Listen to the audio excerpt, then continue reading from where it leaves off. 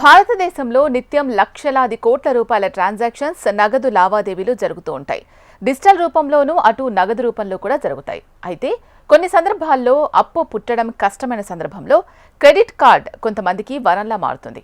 కానీ ఇదే credit card వాడిన తర్వాత సరైన సమయానికి చెల్లించకపోతే ఆ క్రెడిట్ కార్డు బిల్లు అమాంతం పెరిగిపోతుంది.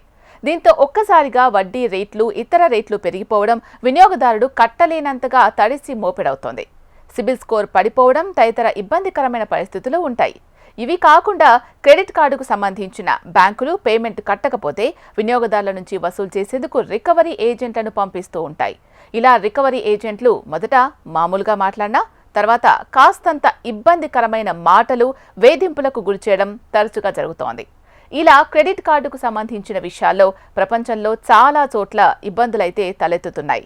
క్రెడిట్ కార్డు వేధింపుల నుంచి బయటపడడానికి మొదటిగా సీనియర్ సివిల్ లాయర్ను సంప్రదించాలని చెప్పారు.